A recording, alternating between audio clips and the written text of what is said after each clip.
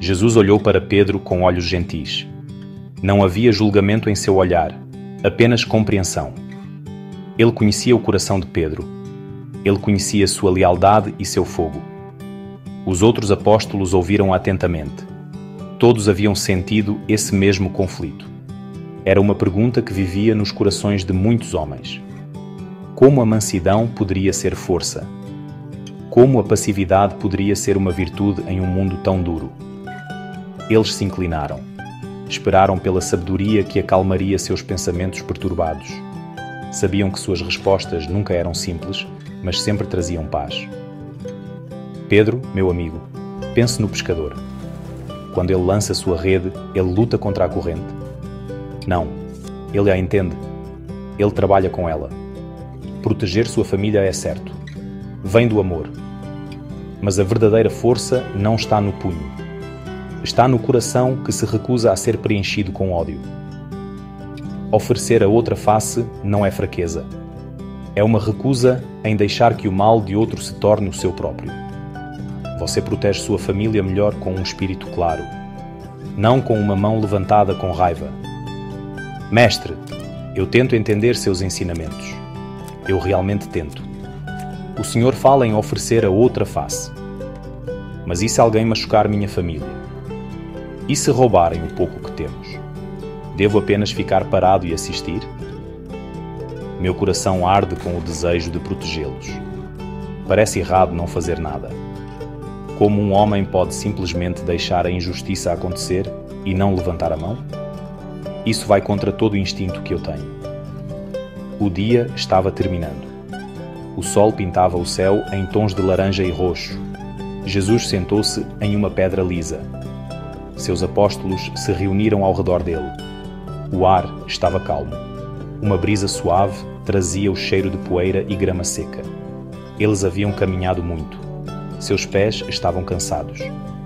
Seus rostos mostravam a jornada do dia. Mas seus olhos estavam fixos em seu mestre. Eles não eram apenas seguidores. Eram amigos. Uma família unida por um caminho compartilhado. Eles buscavam mais do que descanso para seus corpos. Buscavam descanso para suas almas. E em sua presença sempre o encontravam. André, irmão de Pedro, falou em seguida. Ele era mais quieto, mais pensativo. Mestre, o Senhor nos diz para ter fé como um grão de mostarda. Diz que ela pode mover montanhas. Eu olho para esta pequena semente em minha mão. Ela é tão minúscula. E então eu olho para as montanhas ao nosso redor. Elas são tão grandes, tão antigas e fortes. Minha fé também parece pequena. Às vezes, parece que poderia ser levada pelo vento. Como algo tão pequeno pode ter um poder tão grande? Eu acredito no Senhor. Mas minha mente luta para entender. Parece uma história para crianças. Jesus sorriu. Ele pegou uma pequena e seca semente de mostarda do chão. Ele a segurou entre o polegar e o indicador para que todos vissem. Narrador, como Jesus. André, você vê apenas o que ela é agora. Você vê uma semente pequena e simples. Mas eu vejo o que ela pode se tornar. Esta semente não precisa ser uma montanha. Ela só precisa de boa terra. Precisa de água e sol. Sua fé é a mesma. Não se preocupe com o seu tamanho. Apenas planta em um bom coração. Nutra-a com oração e boas ações. Deixe a luz do amor do meu Pai brilhar sobre ela. Com o tempo, ela crescerá e se tornará uma grande árvore. Pássaros encontrarão abrigo em seus ramos. Então veio Filipe. Ele era um homem prático. Sempre queria respostas claras. Narrador, como Filipe. Jesus, o Senhor fala do reino dos céus. Diz que está próximo. Mas onde está?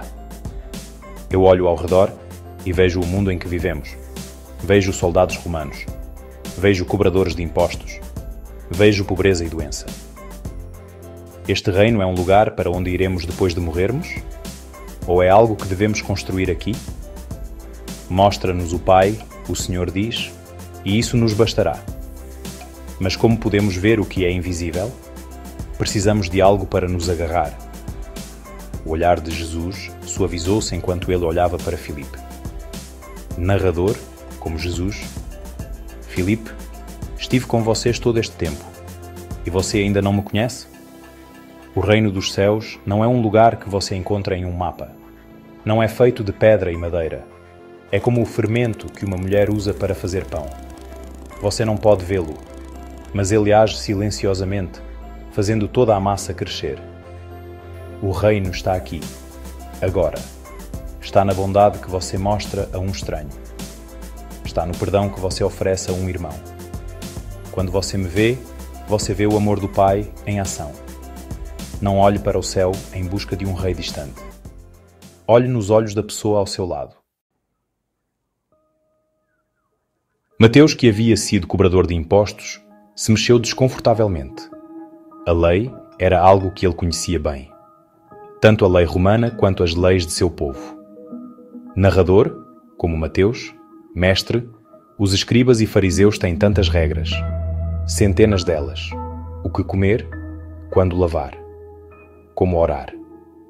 Passei minha vida contando moedas e seguindo livros razão. Agora tento seguir essas leis e me sinto perdido novamente. Tenho tanto medo de cometer um erro. Temo desagradar a Deus a cada passo. Como podemos saber se estamos fazendo o suficiente? O peso de tudo isso é grande. Jesus colocou uma mão reconfortante no ombro de Mateus. Narrador, como Jesus, Mateus, pensa em um pastor com seu rebanho. Ele conta cada passo que cada ovelha dá? Ele se preocupa se uma come um pedaço de grama da parte errada do campo? Não. Sua única preocupação é que elas estejam seguras. Que estejam juntas. Que sigam sua voz. As leis são muitas porque os homens as fizeram assim, mas os mandamentos do meu Pai são poucos. E não são pesados. São simples. Ame o Senhor seu Deus com todo o seu coração. E ame o seu próximo como a si mesmo. Todas as leis dependem dessas duas. Tomé, sempre o cético, franziu a testa. Narrador, como Tomé. Mas o amor nem sempre é fácil, mestre. O Senhor diz para amar nossos próximos. Alguns próximos são difíceis. São barulhentos, ou desonestos, ou maldosos. E o Senhor até diz para amar nossos inimigos. Como isso é possível? Amar alguém que lhe deseja mal parece antinatural, não é lógico. O amor é algo que sentimos pela família, pelos amigos. Dá-lo a um inimigo parece uma traição a si mesmo, parece fingimento. Como podemos fazer nossos corações fazerem algo que não querem fazer? Jesus assinou lentamente, reconhecendo a verdade na pergunta de Tomé. Narrador, como Jesus. Você está certo, Tomé. Não é fácil. É o trabalho mais difícil que você fará. Mas você não está fingindo. Pense no sol. Ele brilha apenas nos campos bons? Ele se recusa a aquecer o solo rochoso? Não. Ele brilha em tudo.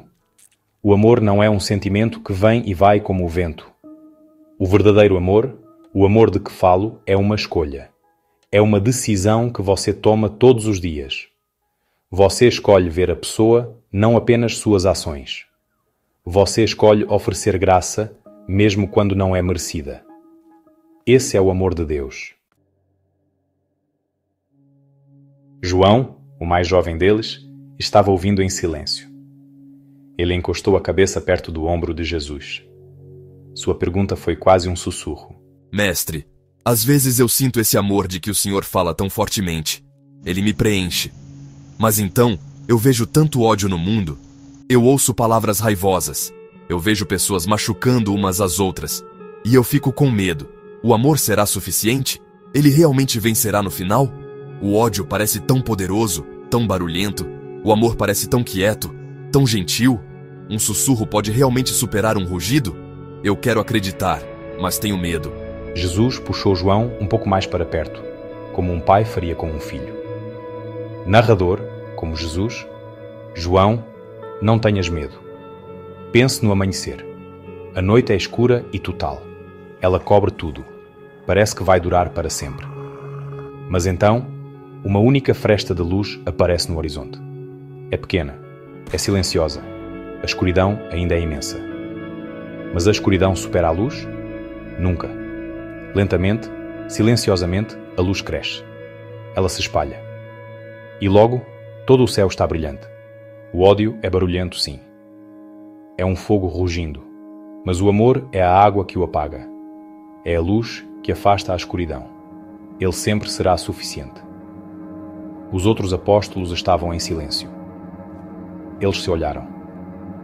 Viram a luz do fogo cintilar nos olhos de seus companheiros.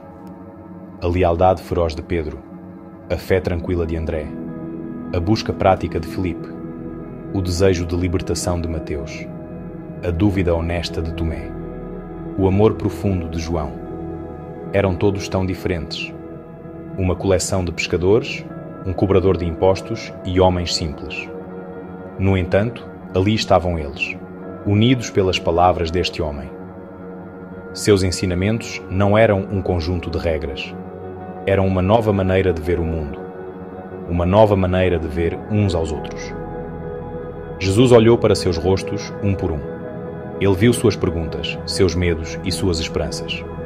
Narrador, como Jesus, lembrem-se disto. Não se perturbem. O caminho não é fácil. Vocês tropeçarão, terão dúvidas. Isso faz parte de ser homem. Mas não se esqueçam de amar uns aos outros. Assim como eu os amei, vocês também devem amar uns aos outros. É assim que todos saberão que vocês são meus discípulos. Não pelo seu grande conhecimento ou por suas grandes obras, mas pelo seu amor. Perdoem como vocês foram perdoados. Essa é a lição inteira.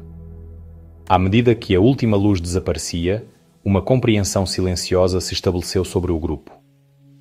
As estrelas começaram a aparecer no vasto e escuro céu. Eram pequenos pontos de luz, assim como os próprios apóstolos. Mas juntos, eles enchiam os céus. A conversa havia terminado, mas a lição havia acabado de começar. Era uma lição que eles levariam consigo pelo resto de suas vidas. Uma verdade simples e profunda falada sob um céu galileu. O amor era o caminho. Era o único caminho. E em seus corações, eles sabiam que era verdade.